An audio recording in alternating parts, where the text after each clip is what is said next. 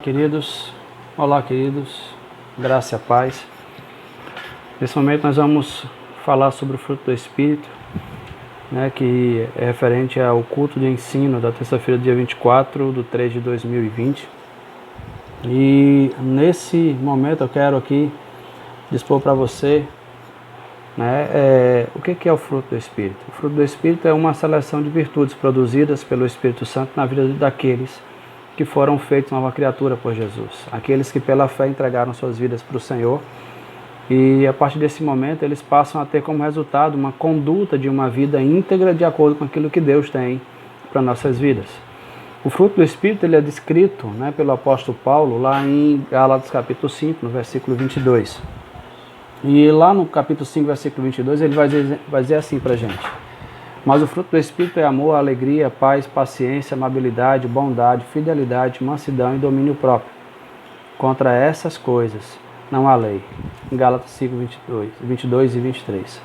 O fruto do Espírito ele é mencionado pelo apóstolo Paulo dentro de dentro desse capítulo, dentro de uma exposição que ele estava fazendo sobre a liberdade que nós temos que ter em Cristo, e é uma liberdade em Cristo.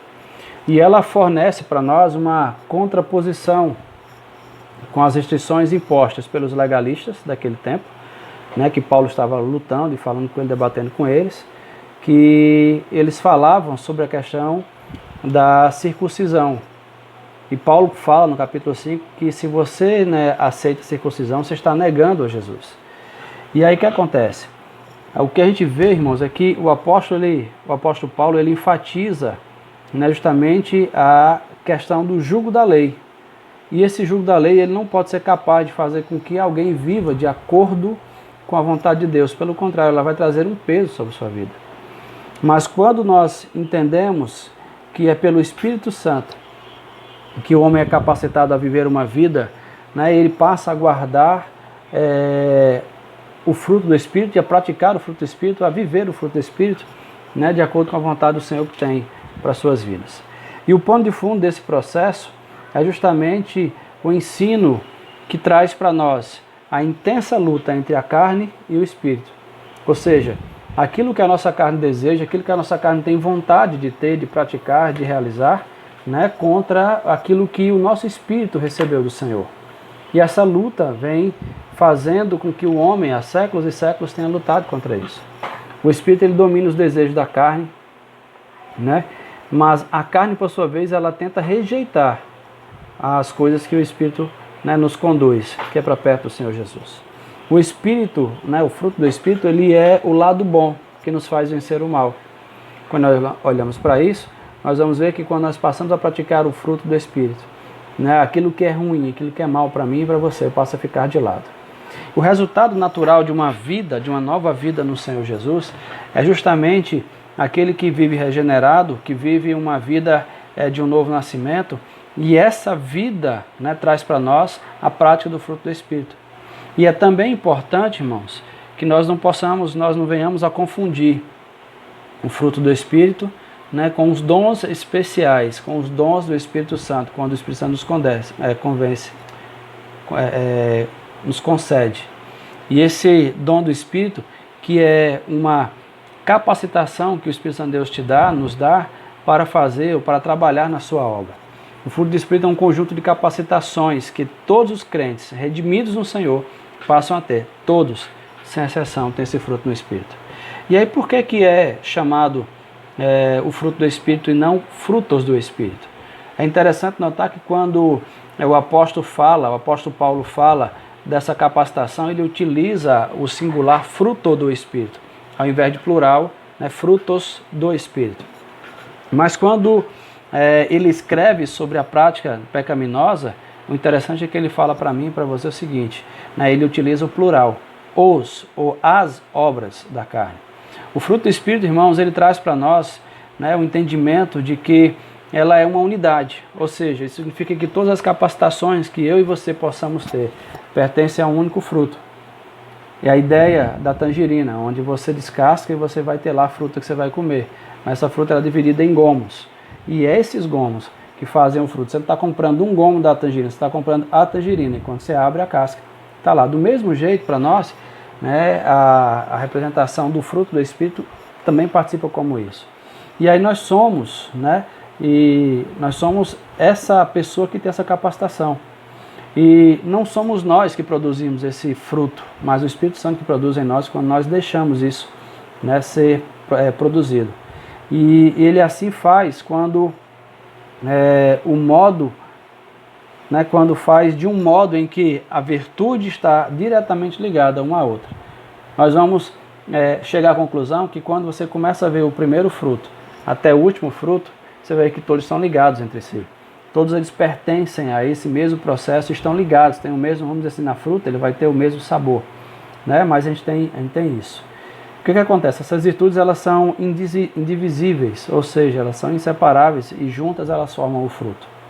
Agora, veja uma coisa, para nós também termos a facilidade de pensar, de entender, né? O nosso entendimento, ele quando nós conseguimos entender, né, o que é o amor, nós vamos entender que esse fruto, que esse amor é a base de todas as outras virtudes que vêm do fruto do Espírito. Sem amor, entenda uma coisa, sem amor é impossível que você tenha a verdadeira alegria, a verdadeira paz, longanimidade, benignidade, bondade, fidelidade, mansidão e domínio próprio. Você pode dizer que o fruto do Espírito ele é amor, né, seguido necessariamente pelas outras virtudes, pelas outras 8 virtudes preciosas que são citadas. Interessante também notar que essa não foi a única vez que o apóstolo utilizou uma metáfora relacionada à produção agrícola, ou seja, a uma questão de um fruto. Se você for olhar lá em Romanos 6:22, Efésios 5:9, Filipenses 1:11, você vai ver essa fala do apóstolo. Por exemplo, Romanos 6:22 vai dizer: mas agora que vocês foram libertos do pecado e se tornaram escravos de Deus, o fruto que colhem leva à santidade e o seu fim é a vida eterna. Efésios 5:9 vai dizer: pois o fruto da luz consiste em toda a bondade, justiça e verdade. Quando nós encontramos, amados, também em outras passagens bíblicas o mesmo princípio. Um exemplo disso é a pregação do João Batista, que enfatiza que o arrependimento verdadeiro produz outro fruto visível de mudança do comportamento. Então, quando nós olhamos para isso, nós vamos ver isso em Marcos 3:8, que vai dizer assim: deem frutos que mostrem o arrependimento. Ou seja, o arrependimento ele vai ter que produzir em nós o fruto. E esse arrependimento ele vai trazer para nós essa descrição, essa produção de um fruto. Mas vamos lá, vamos para a produção, vamos para a descrição do fruto do Espírito. O primeiro fruto, que é a base de todo o fruto do Espírito, que ele traz para nós, é o amor. Esse amor é a base para todas as atividades, né, e todas as outras virtudes que tem o Espírito para nossas vidas. Efésios 5:2 vai falar sobre isso. E vivam em amor, como também Cristo nos amou e se entregou por nós como oferta e sacrifício de aroma agradável a Deus. No capítulo 5 de Gálatas, né, quando Paulo escreve aos Gálatas, nós vamos ver que Paulo havia enfatizado a importância e a necessidade de amor na vida dos verdadeiros cristãos. Porque em Cristo Jesus, nem circunstâncias, né, nem circuncisão, nem efeitos alguns, mas sim a fé que atua pelo amor. Sirvam uns aos outros mediante o amor. O apóstolo Paulo, ele não foi o único a enfatizar a prioridade do amor, né, na vida dos santos. O apóstolo João escreveu também que aquele que não ama não conhece a Deus. Ou seja, você está vendo agora que o amor é algo, né, muito importante e necessário. É o primeiro fruto, é a base, né, do fruto do Espírito. Isso reflete justamente para nós, queridos, o ensino de Jesus Cristo. Quando ele pessoalmente nos ensina a seus discípulos e também a nós, que seriam conhecidos pelo amor demonstrado. Olha só, uma das características que nós cristãos, servos de Deus, renovados e gerados pelo Senhor, precisa ter na sua vida, justamente é a capacidade de poder amar as pessoas. Amar não porque elas podem nos dar alguma coisa, mas amar porque nós entendemos que isso é o correto e esse amor flui de nós, brota de nós, está dentro de nós. E esse amor vai fazer com que eu e você possamos ter uma vida mais leve, vamos dizer assim. Porque tem muitas pessoas hoje, nos dias que nós conhecemos e vemos, que vivem, dizem que amam, né, entre aspas, falam que amam, andam em um certo amor, mas no final da história, né, o desejo que tem no seu coração não é outro senão de serem reconhecidos, de serem bajulados, né, de serem tratados e vistos como sendo alguém muito importante. Olha só, João, né, o capítulo 13, versículo 34 e 35, né, fala justamente de Jesus, diz assim: um novo mandamento lhes dou, Jesus falando, amem-se uns aos outros como eu os amei, vocês devem amar-se uns aos outros, com isso todos saberão que vocês são meus discípulos, se vocês se amarem uns aos outros. O próprio Jesus nos traz essa questão, o amor como sendo algo, um mandamento muito importante para nossas vidas. Segundo fruto, segunda parte do fruto, é a alegria. Olha só, a alegria ela é interessante, porque sem o amor diretamente ligado, a sua alegria ela não é verdadeira. Essa não é uma alegria superficial. A alegria que nós temos como fruto do Senhor, do coração do nosso Deus em nossas vidas, ela não é uma alegria superficial que vem em paz ou apenas de um momento de sorriso. Pelo contrário, ela significa, né, ela não significa que para nós você não vai ter problema na sua vida. A alegria não é a ausência de problema, mas nem a ausência de dificuldades. Mas a alegria para mim e para você tem que ser a capacidade de poder entender que mesmo diante das lutas e dificuldades, nós temos um Deus que cuida de nós. E o nosso coração fica alegre por isso. Né? Essa alegria, como diz lá em 1 Pedro 1,8, o apóstolo Pedro vai escrever, dizendo o seguinte, que é uma alegria inefável e gloriosa. É algo que é além daquilo que as pessoas comuns aí poderiam entender. Essa alegria também ela é falada pelo apóstolo Paulo quando ele diz entristecidos, mas sempre alegres. Está lá em 2 Coríntios 6,10. E por que entristecidos, mas sempre alegres? Embora a luta que você está vivendo, meu irmão, embora nesse momento nós estamos passando de coronavírus e tudo mais, numa situação de pandemia mundial, você pode estar se perguntando assim, por que eu estou vivendo tudo isso? Mas veja só, mesmo nessa dificuldade, nós podemos entender que podemos ser alegres no Senhor Jesus. A alegria produzida pelo Espírito Santo em nós, ela faz com que nós nos alegremos mesmo diante da dor, na luta que estamos passando. Porque sabemos que toda luta que nós vamos passar, ela tem um propósito de nos fazer uma pessoa melhor. Então, diante dessa situação, nós somos capazes de compreender que todas as coisas cooperam para o bem daqueles que amam a Deus, como está lá em Romanos 8, 28. E aí, quando eu entendo isso, que todas as coisas cooperam para o bem daqueles que amam a Deus, eu me sinto alegre, eu entendo que mesmo na tribulação, eu posso glorificar a Deus e ser alegre por isso, isso vai me trazer o terceiro fruto, que é a paz. E essa paz, conforme está descrito nos salmistas, 119, 29, 37 e 85, você pode ver lá, nos livros dos Salmos, nós vamos aprender que aquele que ama a lei de Deus possui grande paz. Que lei é essa? A lei que a vontade do Senhor, o cumprimento da vontade do Senhor, aquilo que nós fazemos para glorificar a Deus. E quando nós adoramos a Deus, glorificamos ao Senhor pelo que Ele é, entendemos que a sua lei é boa e perfeita e agradável para nossas vidas, nós vamos fazer isso e vamos ter o nosso coração em paz, porque estaremos fazendo da melhor maneira possível. Agora veja só, essa alegria também é resultante do amor. Essa paz também é resultante do amor. Essa paz é a marca de um coração sereno. Quando você tem essa paz, irmãos, as pessoas olham para você, quando você tem uma vida no Senhor, você vai entender que as pessoas elas vão procurar você pelo que você tem, pelo que você representa. Um certo dia eu estava chegando num determinado lugar aqui na cidade e quando eu chegava, a pessoa olhou para mim, era uma vendedora, ela olhou para mim e disse, pastor, deixa eu lhe falar uma coisa. Eu fiquei até constrangido, fiquei com medo que eu ia falar, mas quando ela disse, toda vez que eu lhe vejo, toda vez que você chega aqui, eu sinto uma paz na sua pessoa. Naquele momento eu entendi que esse fruto que Deus traz para nós é a paz. É aquela paz, irmãos, que quando você chega em determinado lugar, tudo que está ali agoniado, as pessoas começam a olhar para você como vendo uma porta de esperança, uma porta de tranquilidade, onde você tem para ela uma palavra de ânimo, uma palavra de socorro da parte de Deus para a sua vida.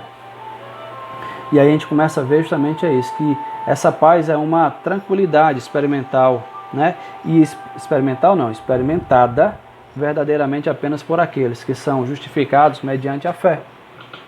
Romanos 5,1 vai dizer isso: tendo sido, pois, justificados pela fé, temos paz com Deus, por nosso Senhor Jesus Cristo. Quando nós alcançamos essa paz, e essa paz ela traz para nós o inevitável desejo de compartilhar, né, para outras pessoas o que nós temos, nós vamos entender, irmãos, que bem-aventurados são aqueles pacificadores, pois serão chamados filhos de Deus. Sabe, quando você recebe a paz de Deus no seu coração, na sua vida, você vai entender uma coisa: essa paz ela vai trazer para você um desejo de querer levar essa paz para muitas outras pessoas.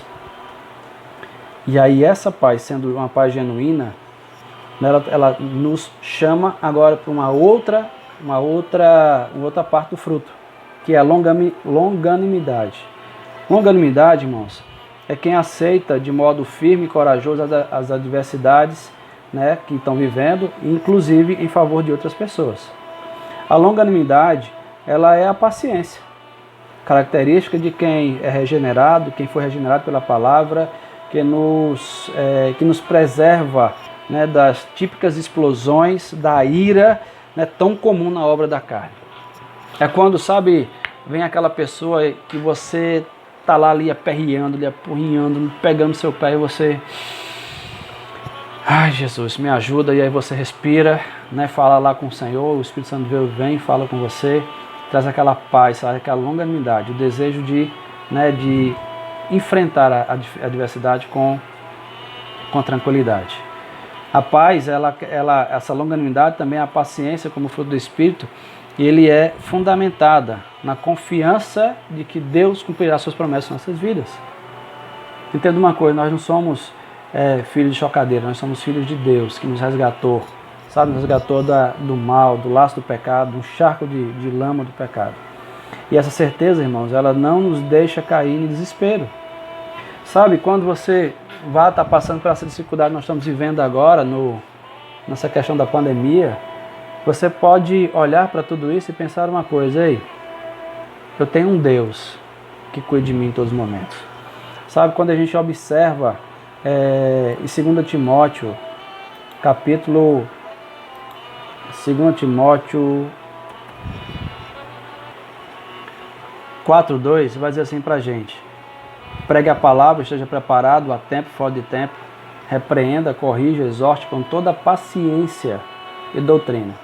No versículo 8, ele vai falar assim para a gente: agora me está reservada a coroa da justiça que o Senhor justo juiz me dará naquele dia, e não somente a mim, mas também a todos os que amam a sua vinda.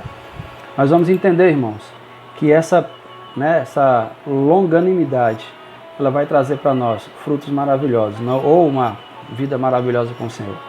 Também vem a outra parte, a benignidade, que quer dizer generosidade. Sabemos que o nosso Deus manifesta essa benignidade, essa generosidade, né? Como está lá em Romanos 2,14, Paulo escreve que diz assim: ou será que você despreza a riqueza da sua bondade aqui de Deus, tolerância e paciência, não reconhecendo que a bondade de Deus o leva ao arrependimento? Então, quando nós vemos isso, irmãos, nós temos que entender uma coisa: Deus, ele é muito generoso comigo e com você. Ele é muito generoso porque ele consegue trazer para nós, para mim e para você, nessa generosidade, ainda dar tempo de você se consertar, de mudar a sua vida, de mudar a sua história.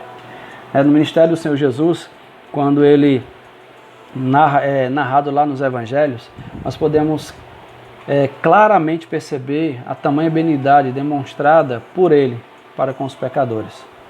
Isso está demonstrado justamente em Marcos, capítulo 10, versículo 3 até o 16, que fala assim: alguns traziam crianças a Jesus para que ele tocasse nelas, mas os discípulos os repreendiam. Quando Jesus viu isso, ficou indignado e lhe disse: deixem vir a mim as criancinhas, não as impeça, pois o reino de Deus pertence aos que são semelhantes a ela. Digo-lhes a verdade: quem não recebe o reino de Deus como uma criança, nunca entrará nele. Em seguida tomou a criança nos braços, impôs-lhe as mãos e os abençoou. Diante do resultado do amor que nós temos, como sendo a base do fruto do Espírito, somos aconselhados a demonstrar benignidade, generosidade em todo o tempo. Isso significa, meu querido, minha querida, que nós não devemos causar dor em ninguém. Pelo contrário, nós temos que trazer a eles o entendimento que Deus vai nos usar para abençoar. Sermos generosos. E aí vem a outro fruto, que é a bondade. A bondade ela é inclinada para fazer o bem. A bondade pode ser traduzida como a generosidade presente no coração, né, e expressa nas ações daqueles que são guiados pelo Espírito Santo. É a excelência moral e espiritual produzida pelo Espírito Santo em nós, né, e que nos leva a uma capacidade de zelar pela verdade e pelo que é correto. Essa bondade sempre vai trazer para nós um senso de justiça, sempre vai trazer para mim e para você no coração um desejo de fazer o que é correto. Essa bondade vai nos levar a rejeitar tudo que é mal em favor daquilo que é bom diante do Senhor. Ou seja, eu não quero nada que é mal ou perverso para a minha vida. Então, quando eu vejo essa bondade, eu pratico essa bondade, eu tenho a fidelidade. E na fidelidade, que é a ação de cumprir uma obrigação ou um compromisso, né, que foram assumidos com uma pessoa, ou com um grupo de pessoas, ou com uma situação, né, e a gente fica claro que é devido à clara relação com a bondade, benignidade, que nós já citamos anteriormente, né, traz para nós a tradução que isso é muito mais levado para fidelidade e lealdade do que só bondade e benignidade. Quando nós analisamos a própria Epístola dos Gálatas, né, quando Paulo escreve isso, a gente acredita que seja Paulo que tem escrito, né, podemos perceber que falava lealdade, né, faltava lealdade a muitos membros daquela comunidade. E aí o que acontece? Não só para com Paulo, mas para com todo o próprio Evangelho. Muitas vezes, irmão, nós temos visto muitas pessoas que estão vivendo uma vida com o Senhor, dizendo que são filhos de Deus, caminham com o Senhor, mas uma coisa que não são é leais ao Senhor, à sua palavra. Então, por conta disso, a gente vê que essa fidelidade passou, não se pratica, e ela tem que ser praticada, tem que ser fortalecida na vida do crente, na vida do regenerado. Assim, a fidelidade como fruto do Espírito, ela não apenas se resume à lealdade para com os homens, mas principalmente para com Deus e a sua vontade. Eu tenho que ser leal, nós temos que ser leal àquilo que Deus preparou para nossas vidas. É numa situação de dificuldade como estamos vivendo agora de forma mundial, que nós temos que continuar sendo leal à palavra de Deus, aquilo que Ele nos garantiu que fosse. Aí vem um outro fruto agora, mansidão. A mansidão é justamente o oposto da agressividade, né, da raiva, da violência. A mansidão é quando nós somos pessoas, nos tornamos pessoas gentis umas para com as outras, e essa mansidão ela revela o fruto do Espírito em nós. Olha só, uma coisa que a mansidão vai trazer para mim e para você é o seguinte, é o senso de ser gentil. Eu não vou ser com você grosso, não vou ser com você arrogante, não vou ser com você ignorante, pelo contrário, eu tenho que tratar você com amor, com carinho, como eu gostaria de ser tratado. Eu gosto muito, né, de falar para as pessoas, de mostrar para as pessoas o quanto elas são importantes para mim. Eu faço isso através de ações, mas não me custa nada. Não me é peso algum. Pelo contrário, para mim é um prazer poder lhe ajudar. Para mim é um prazer poder estar do seu lado, poder caminhar com você, fazer com que você sinta que existe alguém que está do seu lado, né? Mateus 11:29 vai dizer assim: tomem sobre vós o meu jugo e aprendam de mim, pois sou manso e humilde de coração, e vocês encontrarão descanso para as suas almas. Olha só o que Jesus está dizendo. Aprendam dele. Aprendam dele. Por que aprender dele? Porque ele é humilde de coração, ele é manso, certo? E a gente vai encontrar descanso no Senhor Jesus. 2 Coríntios, capítulo 10, versículo 1, também vai falar para nós o seguinte: em Paulo, pela mansidão e pela bondade de Cristo, apelo para vocês. Eu, que sou humilde, quando estou face a face com vocês, mas audaz quando sou ausente. Entenda, olha o que Paulo fala. Ele diz assim: eu, que sou humilde. E essa humildade, Paulo não estava falando porque ele queria se mostrar como sendo humilde. Não, mas porque ele era, ele se considerava e ele sabia da sua humildade. Irmãos, não é orgulho, não é coisa feia você se considerar e ser humilde. Mas a humildade aqui não é a humildade de você ter roupas sujas, roupa velha. Não, humildade é no coração. É quando você não deixa que o dinheiro tome o seu coração, é quando você não deixa que o desejo de ter as coisas e ser alguém ou alguma coisa, né, não tome o seu coração. Pelo contrário, você é alguém que, mesmo tendo dinheiro ou não, você continua sendo a mesma pessoa. Isso vai ser como ser humildade, né? E aí vem o último fruto, a última parte do fruto do Espírito, que é o domínio próprio. Para falar isso para muita gente. Escute uma coisa, o fruto do Espírito pode ser visto na relação que de alguém tem para consigo mesmo. Ou seja, o fruto do Espírito, domínio próprio, ele é a parte do fruto onde faz com que você se relacione com você mesmo de uma maneira em que você tem que se controlar. Entenda, eu só me controlo porque eu tenho amor. Eu só me controlo porque eu consigo determinar, eu consigo fazer com que o amor de Deus na minha vida seja a base de tudo isso. Então tudo que eu tenho, né, seja guardado em cima dessa base e finaliza com um domínio próprio. O domínio próprio também pode ser traduzido como uma temperança. Ou seja, a capacidade que eu tenho de me controlar diante das situações que eu possa viver de adversidade. No sentido original, o termo grego para essa palavra descreve a capacidade de uma pessoa de conter-se, né, o conter-se a si mesmo diante das situações adversas. É quando você está passando por um problema e você tem que, né, o natural, a sua carne vai dizer assim, não, eu tenho que fazer, eu tenho que partir para cima, eu tenho que brigar, eu tenho que fazer. Não. Naquele momento você para e diz assim, opa, eu não sou mais assim, eu não posso ser mais assim. Exercendo o domínio próprio, eu estou submetendo todas as minhas vontades à obediência a Cristo.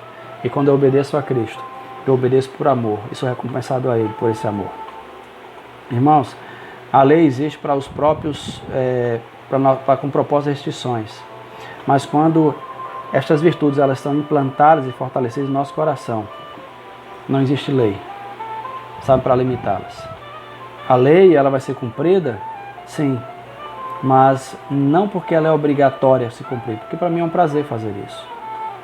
Eu quero concluir nesse momento com você dizendo o seguinte: permita que Jesus produza em você o fruto do Espírito.